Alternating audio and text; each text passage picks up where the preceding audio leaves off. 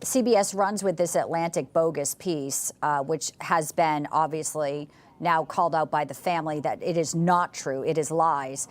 Does some of this stem from CBS also maybe being a little bit bitter since they were basically busted re-editing Kamala's question a few weeks ago? And there's some animosity here because they know the truth in journalism isn't up to standards and Americans are getting that just as well.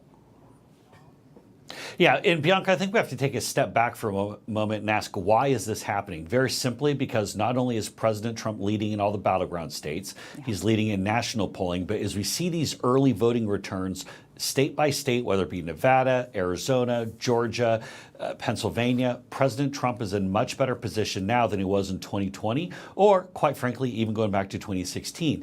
And many in the mainstream media realizing they don't have something such as the Hunter Biden laptop or some aspect of Russia disinformation to put forward like they have in previous elections, are looking for anything they can glom onto, even if it's completely made up, like this Atlantic story, which is completely false.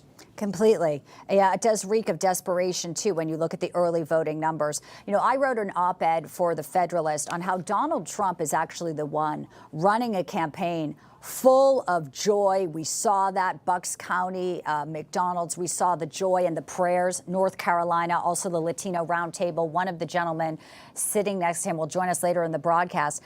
But he's throwing hats. He's cracking jokes. But really, I wrote how the only two presidents I can think of who tried to throw their enemies in prison are Barack Obama, who spied on journalists, and Joe Biden, who had those comments just yesterday saying we need to lock him up.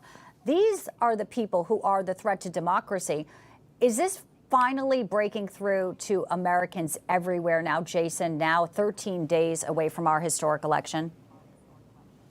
Yeah, and that was a fantastic op-ed, by the way. And to put an even finer point on it, only one candidate in this race is talking about how they're going to improve the lives of everyday Americans, whether it be on fixing the economy, fixing the border, fixing the chaos in our streets, fixing the chaos around the globe. President Trump is talking about how he can improve everyone's lives in this entire country, whether you're Republican or Democrat, or whether you vote or whether you don't vote.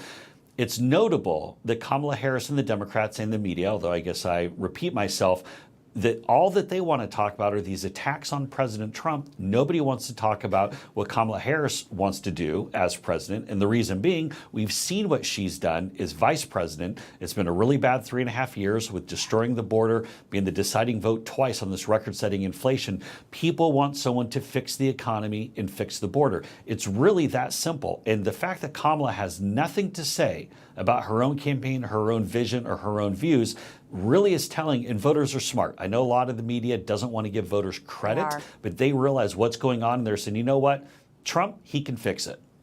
They are smart. Here's a clip of black voters speaking on MSNBC yesterday.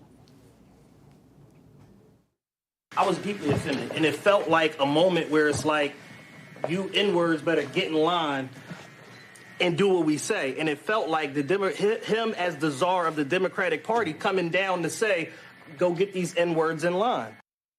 He's talking about Obama. That was in Philadelphia. We saw Obama, again, needed some stars, needed some faux celebrities. He's got Eminem out there, you know, campaigning. They brought Lizzo out in Detroit.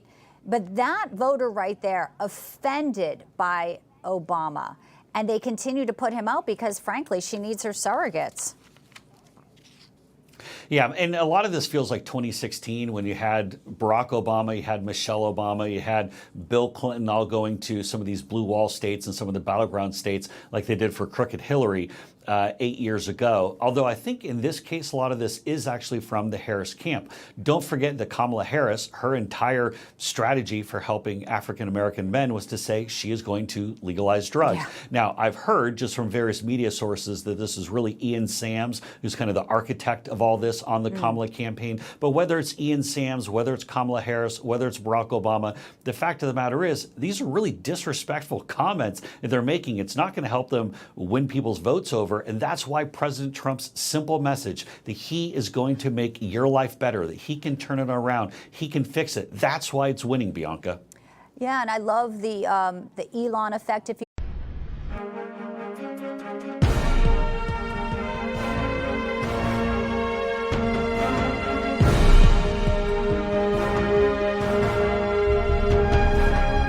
Newsline.